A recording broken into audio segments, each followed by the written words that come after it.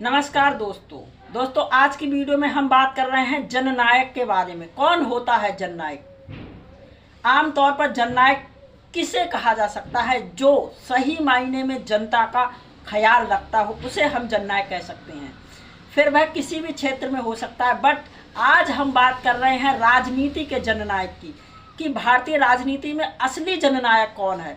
वैसे तो भारत में राजनीति में बहुत अच्छे अच्छे नेता हैं, बट हम एक ऐसे रियल जननायक की बात कर रहे हैं जिसका नाम है राहुल गांधी। राहुल गांधी सही मायने में जननायक है। एक असली अच्छे नेता की पहचान क्या होती है कि जो जनता के सुख दुख में हमेशा साथ निभाए। राहुल गांधी जी वायनाड में अभी भूस्खलन हुआ, राहुल गांधी जी पहुंच गए। पहले वह सांसद रहे थे, उस वजह से देखा जाए या कांग्रेस के सर्वोसर्वा हैं या विपक्ष के प्रतिनिधित्व कर रहे हैं उस वजह से। लेकिन सोचने वाली बात है कि प्रधानमंत्री पूरे भारत के प्रधानमंत्री हैं। केरल वाले लोगों ने भले उन्हें वहाँ एक सीट नहीं दी हो, लेकिन मोदी जी का भी तो फर्ज बनता है कि वहाँ के लोगों को संवेदनाएं व्यक्त करें। क्या मोदी जी का वायनाड जाने का फर्ज नहीं बनता है? क्या केरल भारत का अभिन्न हिस्सा नहीं है? राहुल गांधी जी चुनाव से पहले जाते थे, चुनावों के समय जाते थे तो लोग कहते थे कि ये तो चुनावी खेल है, बाल कटवाने जा रहे हैं तो चुनावी स्टंट बताते थे। चलो ठीक है, आपकी बात बड़ी रखते हैं कि हाँ चलो चुनावी खेल हो सकता है, लेकिन अब तो चुनाव खत्म हो गए। फिर राहुल गांधी कहीं किसी की दुकान पे जाते हैं, कभी मोची की दुकान पे जाते हैं, कभी जूता सिलते हैं। लोगों को वो जानना चाहते हैं कि कोई इंसान किस तरीके से अपना गुजारा करता है, किस तरीके से वह अपना खर्च चलाता है, कैसी मेहनत करता है। जो इंसान देश की गरीबी को समझ जाए, देश की गरीब जनता को समझ जाए कि उसे क्या क्या कष्ट उठाने पड़ते हैं दैनिक जीवन में, वही असली राजनेता होता है, वही असली जननायक होता है।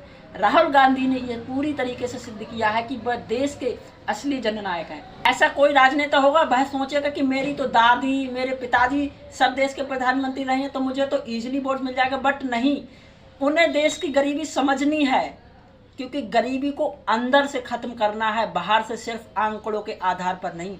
जब देश की गरीब जनता जो गांव में रहती है वह स्वावलंबी बनेगी, तब देश बूस्ट करेगा। क्योंकि खुद मोदी जी ने लोकल टू वोकल का नारा दिया था, आत्मनिर्भर भारत का नारा दिया था, यानी कि आत्मनिर्भर हमें अंदर से बनना होगा, सिर्फ रिपोर्टों के आधार पर नहीं बनना होगा।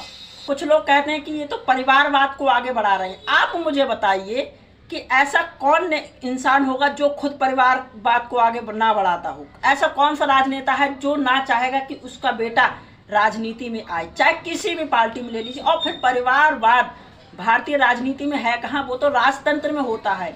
अब राजा का बेटा राजा बनेगा ये जनता डिसाइड करती है, ना कि वह खुद डिसाइड करता है। राजीव गांधी के बेटे राहुल गांधी प्रधानमंत्री बनेंगे, ये जनता डिसाइड कर रही है। यानी कि जनता खुद परिवारवाद को आगे बढ़ा रही है कि उनका परिवार का कैंडिडेट आज संसद पहुंचे। तो फिर परिवारवाद कैसे हो सकता है? यानी कि लोकतंत्र के अकॉर्डिंग सारा सिस्टम जनता के ऊपर है कि जो जनता डिसाइड करेगी। तो जनता निर्णय ले रही है कि हम इस बंदे को बनाए, तो फिर परिवारवाद कैसे कह सकते हो? परिवारवाद की बातें उस पार्टी को करनी चाहिए जिसके परिवार का कोई सदस्य राजनीति में ना हो। चाहे आप बीजेपी बताइए, बसपा बताइए, किसी भी पार्टी का बताइए, परिवारवाद में कौन सी ऐसी पार्टी जिसका सदस्य परिवारवाद में किसी भी तरीके से इंक्लूड ना हो? तो यानी कि ये तो भारतीय राजनीति की खूबसूरती है कि जनता चाहती है कि अगर हमारे ऊपर जो बंदा शासन कर रहा है उसका बेटा उस पर शासन करे।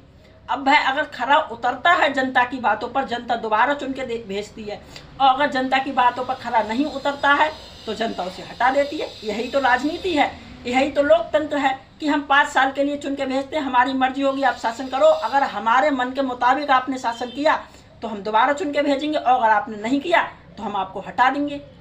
यानी कि राहुल गांधी परिवारवाद के आरोपों को निराधार साबित करते हैं। उनके ऊपर परिवारवाद का आरोप बिल्कुल नहीं लगाना चाहिए। वो सही मायने में जनता के प्रतिनिधि हैं और आने वाले समय में वो देश के प्रधानमंत्री भी बन सकते हैं। आप इस बारे में क्या सोचते हैं? अपनी राय कमेंट में लिखकर बताएं। वीडियो में लास्ट तक बने रहने के लिए धन्यवाद।